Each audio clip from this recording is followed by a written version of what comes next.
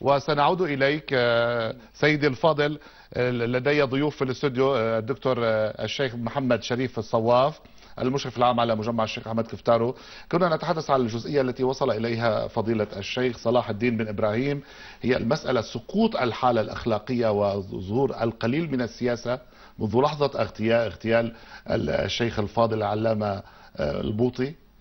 سقط القناع عن هو من يدعون أنهم أخلاقيون. أنا أوجه كلمتي إلى الشيخ الفاضل الشيخ صلاح الدين ابن إبراهيم عرفة. أقول له أولا جزاك الله تعالى أيها الشامي، جزاك الله تعالى أيها المسلم أيها الصادق، جزاك الله تعالى ومقامك في بيت الله تعالى في ثاني الحرمين، في أول الحرمين الشريفين، ثاني الحرمين وأول القبلتين. مقامك في هذا المكان وكلمتك من هذا المكان كأنها تجعل كل كلمة من كلماتك وكل قول من أقوالك بأجر الصلاة التي جعلها النبي صلى الله عليه وسلم في هذا المسجد بأجر مضاعف. أنت في مقامك هذا تنصر الحق، جزاك الله تعالى خيرا. ولو سمعك شيخنا الدكتور محمد سعيد، واسمه مركب، اسمح لي أن أقول لك اسمه مركب، هو محمد سعيد ابن الملا رمضان البوطي، لو سمعك في مقامك هذا لسره ما تقول، وأنا أوافق على كل ما تقول، وأنادي كما تنادي كل علماء المسلمين أن يعودوا وأن يلتزموا بنهج سيدنا محمد صلى الله عليه وسلم، أن لا يخرجوا على هذه الثوابت. نعم يا أخي، نعم، وأنا أخاطب المسلمين كما خاطبتهم. ديننا يأمرنا بالصبر، ديننا يأمرنا بالرفق، ديننا يأمرنا بأن نعود وأن نحدد من هو العدو الحقيقي لنا. الآن نحن تركنا إسرائيل، تركنا اليهود، تركنا أعداء الله، وخاطبنا الأمة لنجيش هذه الأمة على بعضها، لنثير الرعنات الفتن بين هذه الأمة. لماذا الآن نتحدث وتشتغل الدنيا كل الدنيا وتتحدث كل القنوات الفضائية التي لا نعرف من أين خلقت ومن أين وجدت في هذه الساعة بالذات لتحدثنا عن القصص والأخبار الطائفية؟ صراع الإسلامي والإسلامي اليوم أنا أتعجب اليوم، هل اليوم الإسلام والمسلمين، هل هذه الطوائف، هل هذه الفرق الإسلامية الموجودة الآن، هل ولدت اليوم لنتحدث عنها اليوم؟ هل كل هذا الحديث هذا نعرفه اليوم، أم أننا نعرفه وآباؤنا وأجدادنا وأجداد أجدادنا ونعرفه من مئات السنين، ولكننا اخترنا خيار وهو حديث النبي صلى الله عليه وآله وسلم لما قال: من صلى صلاتنا واستقبل قبلتنا وأكل ذبيحتنا فهو المسلم الذي تجب له ذمتنا.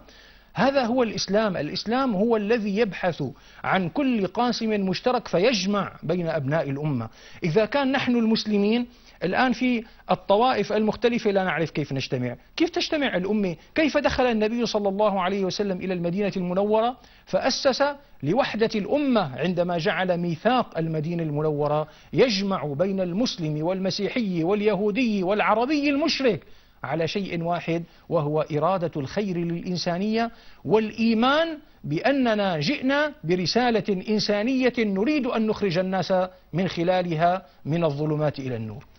دكتور حسام الدين خلاصي، رئيس أمانة اللاذقية للثوابت الوطنية، كنا نتحدث عن جزئية لها علاقة بفكر الراحل الكبير ولها علاقة بالحاجز الأخلاقي القيمي الروحي الديني. سقط القناع الأخلاقي الذي يحتمي به بعض المعارضة، ويحاولون أن يصوروا أن الصراع هو سياسي أو مذهبي أو طائفي، ليتحول الموضوع إلى صراع بين وطني ولا وطني، وطنيين وغير وطنيين. تفضل. في البداية دعني أستاذ نضال أن أرحب بالشيخ صلاح الذي له مكانة كبيرة في قلوب كل السوريين وقلوب الأحرار في الوطن العربي والإسلامي، ونشكره دائما على قول الحق.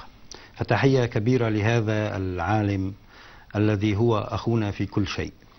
أنا أريد أن أنقل من خلاله تحية إلى قدس الشام، تلك القدس التي هي مربط الفرس في نزاعنا اليوم. إن من يحيط بالقدس ويحتل القدس هو من يخطط الآن لجعلنا نتحدث بمنطق أن هناك صراع إسلامي أو أن هناك اقتتال إسلامي. الحقيقة أن القتال الآن هو بين من يحملون فكر الإسلام الصحيح وبين فكر صهيوني متطرف دخل إلينا عبر أحزاب وعبر مذاهب نقلت إلى بلاد الشام ونقلت إلى باقي أقطار الوطن العربي لتفككه وتقسمه.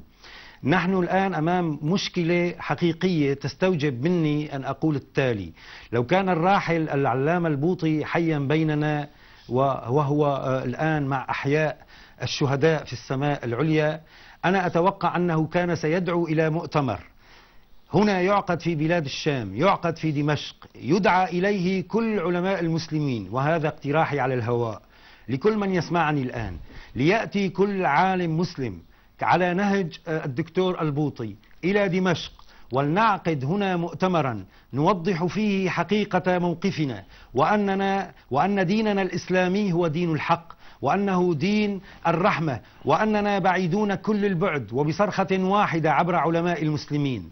أنا أشعر أن سوريا الآن وكل أقطار الوطن العربي بحاجة إلى الإصلاح الديني قبل السياسي. هذا الفكر المتنور الذي يتحدث به ضيفك الكريم في الاستوديو والشيخ صلاح الذي بتنا نعرفه جيدا، هذا هو الإسلام الصحيح، هذا هو الإسلام الذي غيب طويلا عبر وسائل الإعلام قبل الدخول في هذا المخطط الشيطاني الذي أعد للمنطقة. الآن بدأت هذه الأصوات تتعالى، وإنه فأل خير عندما يرتفع الصوت من القدس، من هناك حيث قتلوا أشراف الفلسطينيين وعقلاء الفلسطينيين وحاولوا إخماد الثورة الفلسطينية وكل مفكري الثورة، وهنا انتقلوا إلى دمشق لأنهم يعرفون أن في الشام استكمال لقدس الشام. لذلك هذا المخطط ليس هو بين طائفتين من المسلمين على الإطلاق، إنما هو بين فكر صهيوني برزت أنيابه عبر شكل أو صورة إسلامية، وأعطاهم الحجة الشيخ صلاح، قال لهم: بيني وبينكم كتاب الله وسنة رسوله. أنا سمعت كل هؤلاء الذين يتحدثون ولن أذكر أسماءهم لأنهم لا يمتون إلى الإسلام بصلة. تمنيت لو أنهم أعطوا حديثا أو أنهم أعطوا آية من القرآن، هم فقط ينطقون بهواهم وبالتالي يتبعهم أهل الهوى. أما الحجة والمنطق فيأتي بها علماء أجلاء على مؤتمر واحد يجتمع فيه المسلمون في بلاد الشام في دمشق، ليأتي كل مسلم إلى دمشق، وليأتي كل عالم جليل وكل تلميذ إلى الشيء درس على يد الشهيد البوطي إلى دمشق، وليعقد هذا المؤتمر بأسرع وقت هنا، نجدة للإسلام ونصرة للإسلام، ليعرف العالم جميعا أن الشام طوال الوقت ما غدرت بالإسلام، وإنما كان يأتيها الغدر، وغدر الإسلام يأتي من هناك لمن يدعون أنهم يخدمون الحرمين الشريفين. شكرا دكتور حسام. بالتأكيد هذه أسئلة ومطالب